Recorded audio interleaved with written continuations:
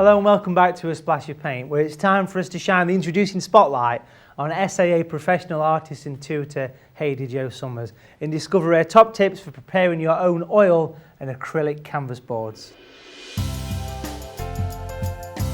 Today I'm going to show you how you can prepare your own canvas panel for painting on. It will be suitable for painting on with oils or acrylics. It's very simple to do and lots of fun, and all you need to start with is a piece of 3mm MDF board, and that's available from any wood yard or DIY shop, and some muslin cloth which is very thin. As you can see, it's quite transparent. First thing you need to do is to cut a piece of cloth just slightly larger than the board itself, a couple of inches extra around the outside, and you don't have to be too neat about it at all, as you'll see. So I'm just going to trim the cloth to fit the board. That's perfect. Now move the cloth to one side for a moment. The next thing you need is some acrylic gesso, which is a primer suitable for any surface, and a nice big brush. So the first thing we've got to do now is got to work quite quickly because it does dry fast, and we're going to cover the board with the gesso as quickly as possible. Lots of fun, very easy to do. It's also very satisfying making your own painting surface when you're used to buying ones that are ready manufactured. You feel involved in the product right from the beginning, which is nice. Okay, so I've just roughly covered it with the gesso, and now I'm going to place the muslin on top with the edges overhanging. And the next thing to do is just to smooth it out. Start in the middle, just smooth it on so that you don't have any little creases or bumps. Nice and flat. Right, and then you need to load up your brush again with plenty of the gesso primer, and we're going to cover the whole board on top of the muslin.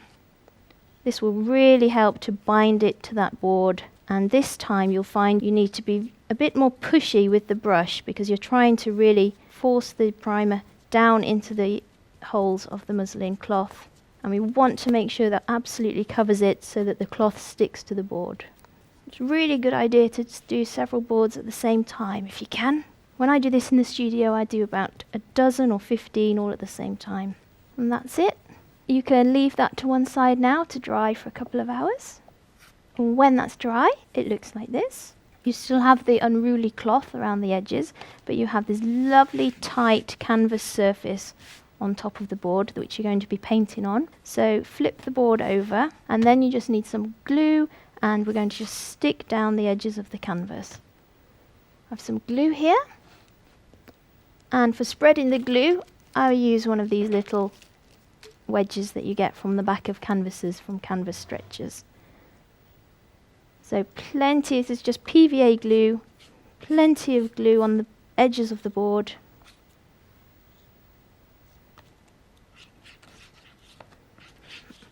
Again, it's only the back of the board, so don't worry about being messy or anything like that. Go all the way up to the edges with the glue. That's why it's a good idea to use something like a spreader or a piece of card or anything that you can spread it with, so that you can literally go right up to the edges, because we want the canvas to stick nice and tight. Okay, so then you can start to press the muslin down on top of the glue like this. And you can use a little bit more glue in the corners on top of the canvas. Pull it nice and tight as you do this, because what we're looking for is that nice close edge. Messy job, but fun to do. Keep pulling towards the middle of the board, away from the edge, and then you'll get a nice close fit. And again, you'll need to leave that to dry. Here's one that's already dried. That's how it will look on the back. At this stage, you have a canvas board ready to paint on. It's absolutely fine as it is. It will take oils or acrylics. It's the convenience of a board really, but with the attractive texture of a canvas. I then like to give it an undercoat, and I like to give it a nice mid-tone, warm colour. This is a colour I use often called pale umber. And I'm just going to squeeze some of the paint directly onto the board, generous quantity, and you'll see when I put this colour on how different it is from the white. It's quite a lot darker than white. It makes a really nice undercoat, and you just want to put plenty of it on. Again, you're trying to fill in all those little gaps and crevices. You can either use a large brush to do this, or you can use, again, one of these little wooden wedges, or even you can even spread it with a palette knife if you prefer. Like that.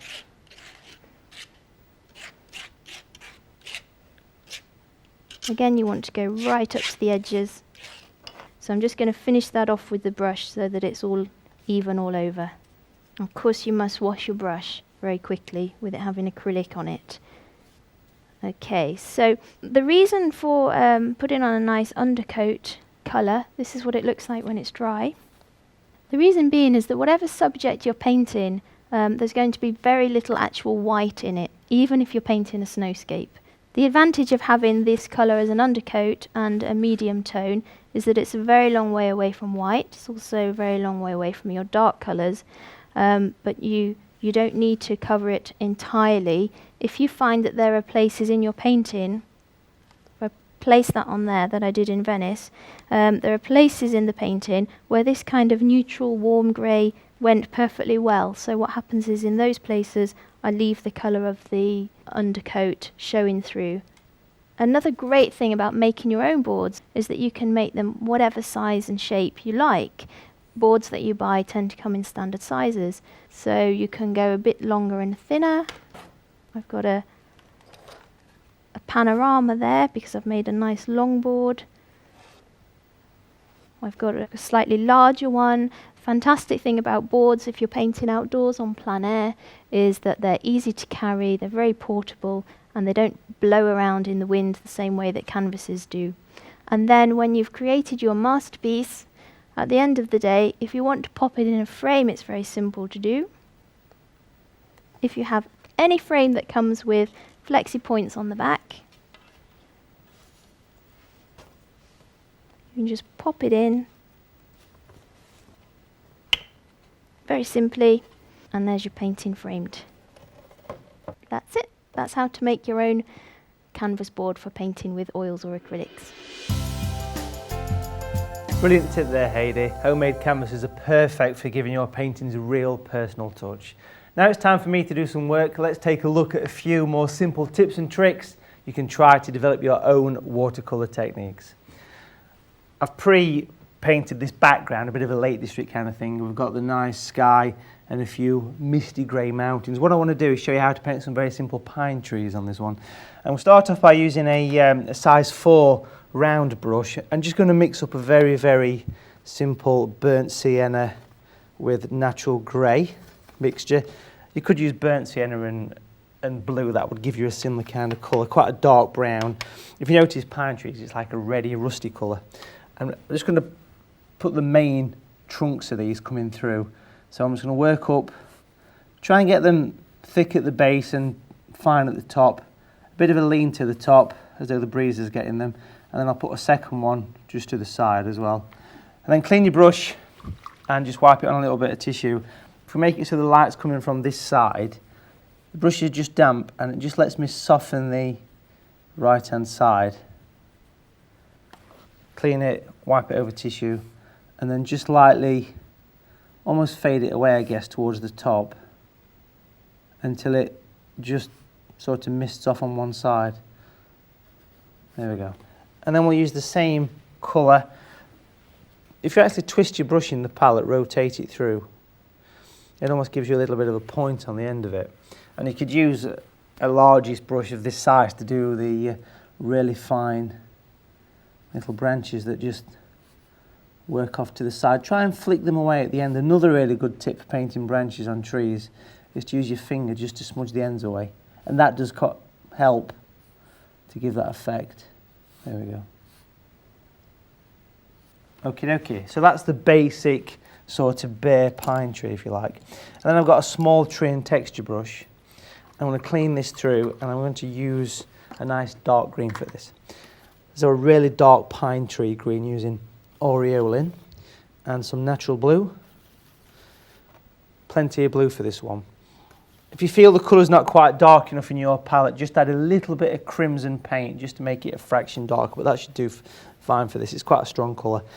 If you sort of flatten the brush, almost tap it flat either side, turn it over and squash it flat, it gives you a much finer edge. And we'll start off, because the brush is like a flat, you can use it this way or you can use it that way. Now if I use it straight up, we can get the point of the pine tree. And I'll do both at the same time. And then we gradually start to change direction. And you can see this. And a pine tree or a cedar tree would kind of work in a bowl shape almost. And again, I'll work on both at the same time. Now, I'm using the brush upside down. You can see the barcode at the bottom there. That's because it's an angled brush and it will give you more of a finer point. If you work upside down, turn it over, and it gives you a wider point. It's designed to do that. And then we can just basically rock the brush. And then when you get so far down, if you want to make it a bit more solid, turn it over and do actual taps. Gentle taps, that's the secret to this really. And just basically fill the thing in. And just work from both sides really, working upside down, turn it over to get more of a solid. Whatever works. It's worth practicing these before you put them on a painting, because if you've never done one before, it's always a good idea to practice on somebody else's picture first. And starting to fill it in quite chunky and quite heavy as we get towards the base of this thing.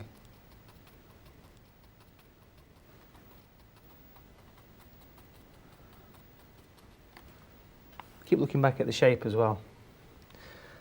And then you can spend a few minutes just refining the actual shape of the tree.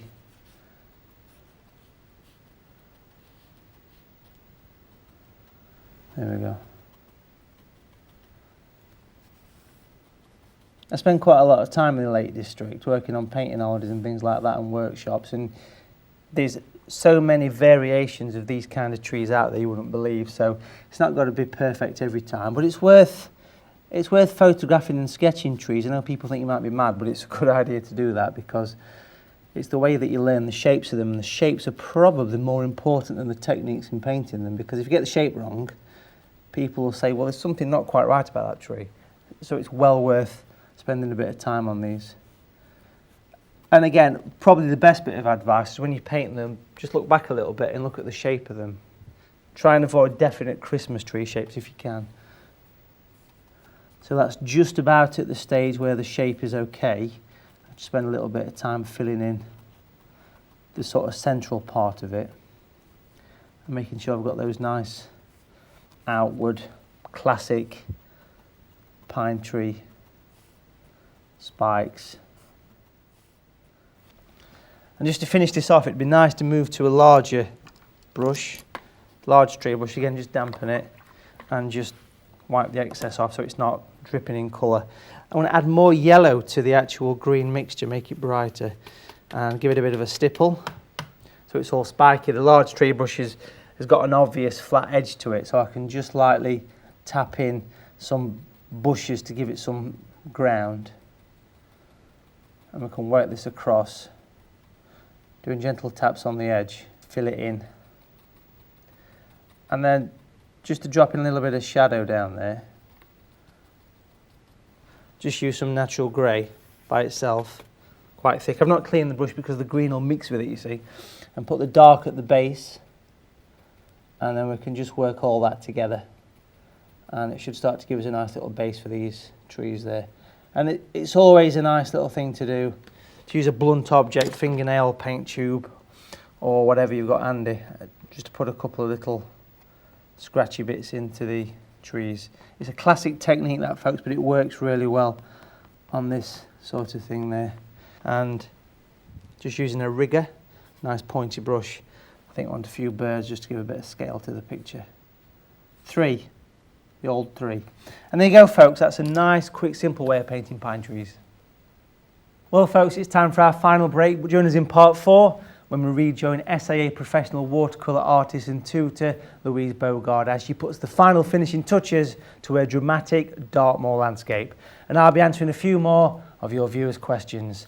I'll see you soon.